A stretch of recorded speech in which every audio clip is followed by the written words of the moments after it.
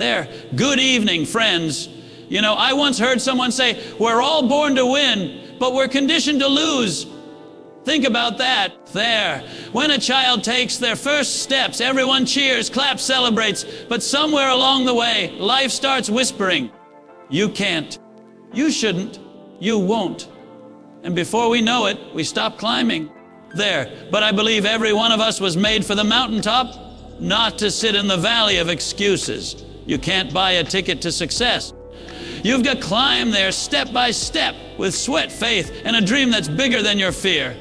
So today, I want to share 5 key steps that can help you make that climb. So one day, you can look back down the mountain and say, see you at the top.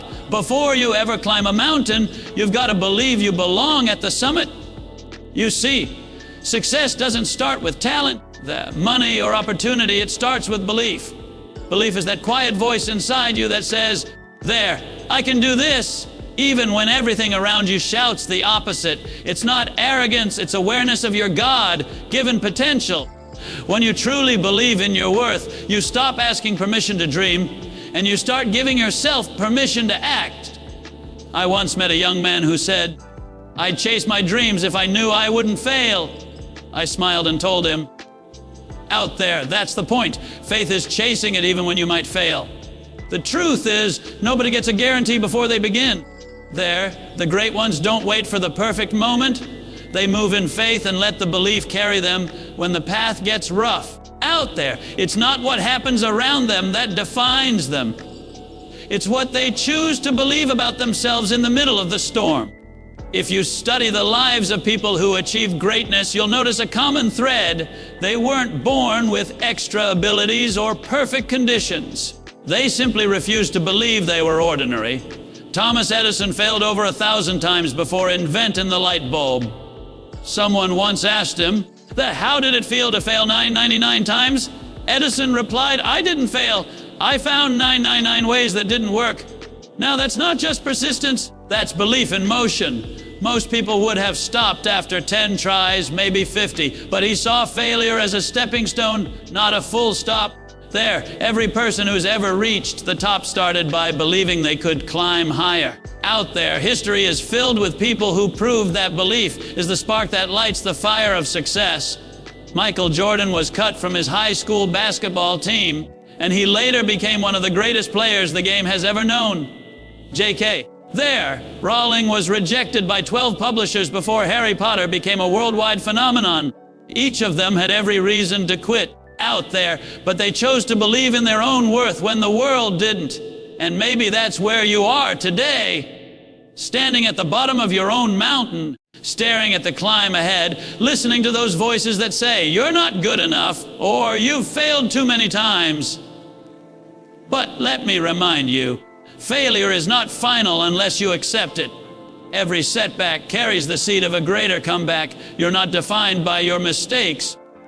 You're refined by them. The scars you carry aren't proof that you've lost. They're proof that you've fought. There. Belief is not about ignoring your challenges. It's about facing them with the conviction that you were built to overcome them. When you wake up each morning, there, you have 2 choices. You can believe in the limitations others have placed on you, or you can believe in the possibilities within you. There, and that choice will shape everything that follows. The mind is a powerful engine. It can drive you forward or hold you hostage, depending on what fuel you feed it. Let me share a story. A teacher once asked her class to write about what they wanted to be when they grew up. One little boy wrote that he wanted to own a ranch with hundreds of horses. The teacher looked at his paper and said, that's unrealistic. There, you should pick something more practical. The next day, the boy brought the same essay back unchanged. When the teacher asked why, he said, that you can keep your grade, but I'll keep my dream.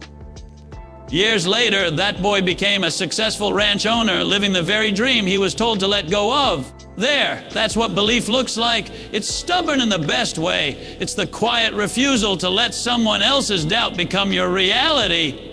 The world is full of dream takers, people who gave up on their own potential and now want company in their comfort zone. Don't join them. Out there, surround yourself with voices that remind you of what you can do, not what you can't.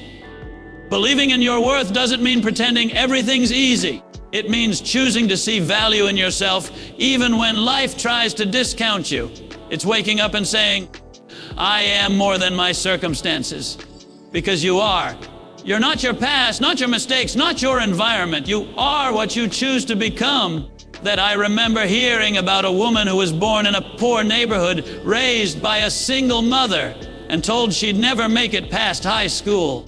But she kept studying, kept believing, and worked her way into college, then graduate school, and eventually became a university professor. When asked what kept her going, she said, I refuse to let my surroundings predict my future. That's belief in action. It's the invisible ladder that lifts you above your conditions. And that same power lives in you. It doesn't matter how many people have told you no. It doesn't matter how long you've been waiting for your breakthrough. There, as long as you believe you're meant for more, you've already taken the first step toward it. Belief is contagious. It changes how you speak, how you walk, how you work. When you believe in your worth, others begin to believe in it too. Think of belief like the foundation of a skyscraper.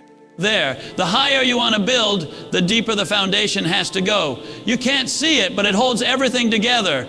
Without belief, that your dreams collapse under the first wind of doubt. With it, you can weather any storm. So today, I want to challenge you. Stop measuring yourself by where you are and start measuring yourself by where you can go. Look in the mirror and see not the person who's made mistakes there, but the person who's still standing after them. You've survived every challenge life has thrown at you so far. That alone means you have strength.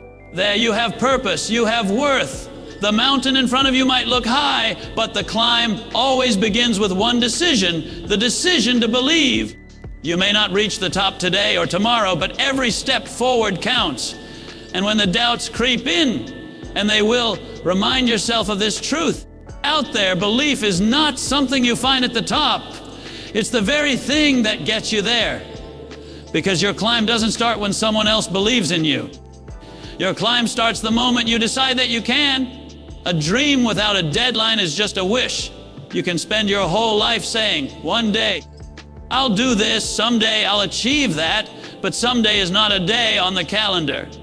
If you don't set a direction for your life, there you'll spend your time climbing the wrong mountain, busy, exhausted, and frustrated, only to realize you've reached a place you never really wanted to be. A clear goal doesn't just point you where to go, it gives meaning to your effort.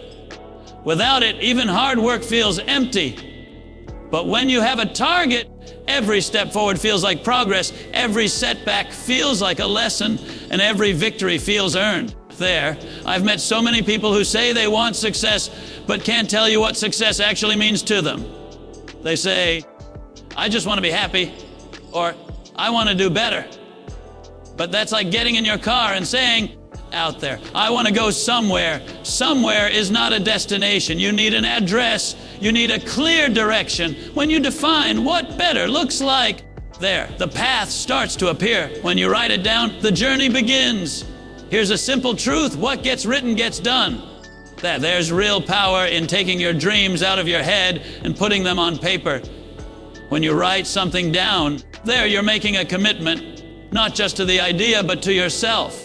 There, studies have shown that people who write down their goals are 42% more likely to achieve them than those who don't. That's not luck. That's focus and action. The act of writing transforms a wish into a plan. It forces you to see what you want, to measure it there, and to own it. Let's say your dream is to get healthy. Don't just say, I want to get fit someday. That's too vague, too soft, too far away. Instead, say, I'll walk 30 minutes a day, 5 times a week. Now that's clear. You can track it, feel it, celebrate it. Every walk is a small victory there, and small victories build big confidence. The mountain may be high, but when you break it into steps, there you'll realize you don't need to jump.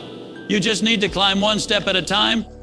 Goals are the map that keep your dream from getting lost in the fog of daily life.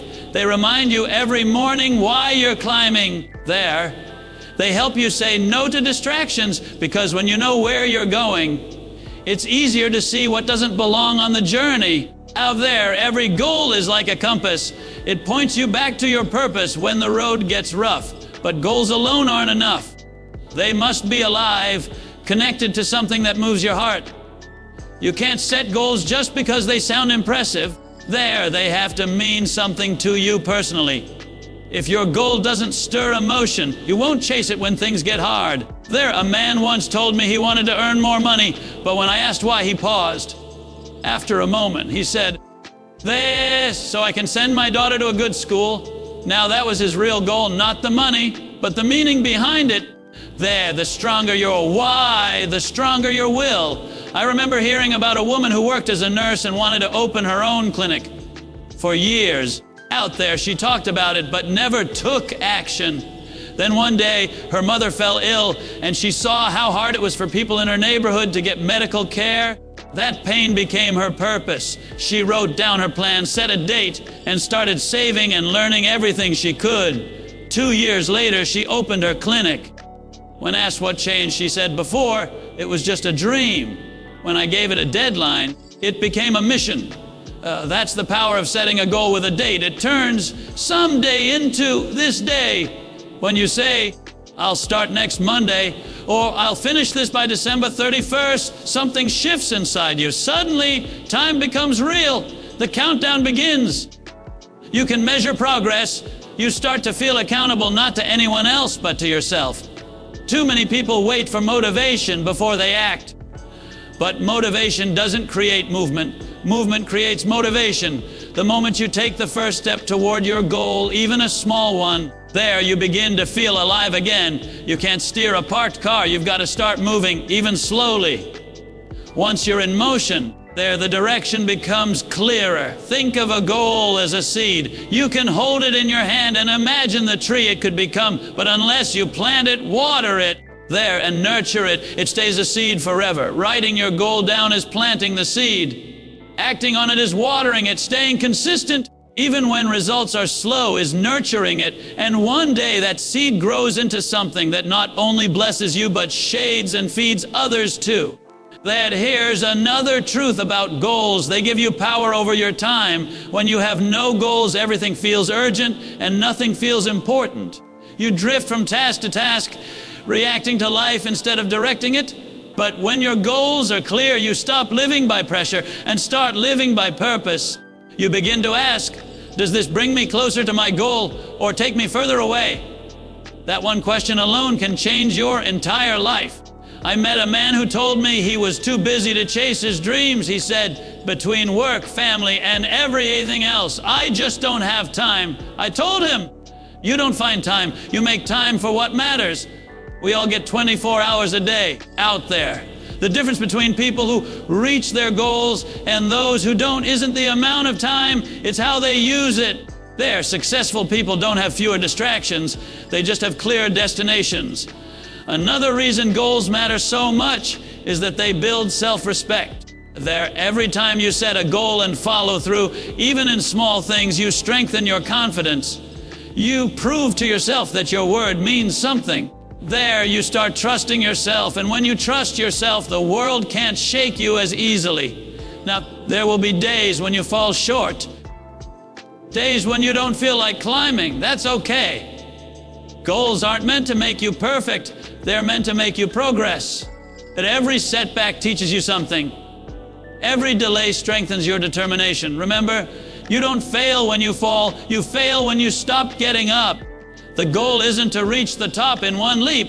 It's to keep taking steps, even when they're small. You don't have to be the fastest climber. You just have to keep climbing. Some people spend their whole lives staring at the mountain, wishing they were at the top. Others start walking, and those are the ones who eventually see the view. So take your dream out of your imagination and put it on paper. Give it shape. Give it a timeline. Make it measurable. Let it become part of your daily rhythm. Every morning, remind yourself why you're doing it. And every night, take one small action to move closer. Because when you do, life starts to shift. The fog begins to clear. You stop wandering and start ascending. Goals aren't chains, they're wings. They don't confine you, they free you. They take your dream from maybe someday to definitely soon. They turn effort into purpose and motion into meaning. Out there, and when you start living with that kind of clarity, you'll no longer wonder where you're going. You'll know exactly why you're climbing. And every step will whisper the same promise: the summit is waiting. Your attitude is the engine that drives your altitude. There, it's the unseen force that determines how high you can rise and how far you can go. Life will always bring wind, storms, and turbulence.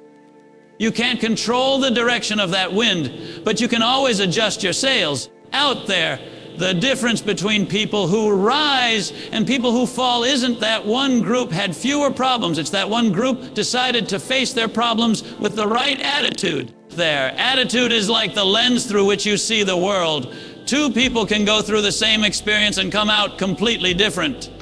One sees obstacles, the other sees opportunities. One sees setbacks, the other sees setups. Your situation doesn't define you. Your response to it does. I've seen people with every advantage fail because they carried a bad attitude, and I've seen others, nothing but grit and gratitude, climb higher than anyone expected. When life hits hard, and it will, you've got two choices there: complain or climb. Complaining might make you feel better for a moment, but climbing will make you better for life. The truth is, you can't move forward if you're always looking backward. Every minute spent blaming, doubting, or resenting is a minute taken away from building, believing, and becoming. A negative attitude drains your energy, clouds your vision, and keeps you anchored in the same place. A positive one opens your mind. There, fuels your spirit and gives you strength to keep going even when everything in you wants to quit. I once knew a salesman who lost his biggest client overnight. It was devastating. He could have thrown in the towel and blamed the economy, the company, or his luck. But instead, he told himself, "This is my comeback season." Those 4 words became his fuel. He didn't just sit there and mope. He picked up the phone, met new people, learned new techniques, and worked harder than ever before. 6 months later, he had 3 clients bigger than the one he lost. He didn't change his situation first, he changed his attitude. And when he did that, everything else began to change too. You see, a positive attitude won't let you do everything, but it will let you do anything better than a negative one ever could. It doesn't erase your challenges. It equips you to handle them with faith, creativity, and persistence. There, it turns I can't into I can find a way. And that small shift changes everything.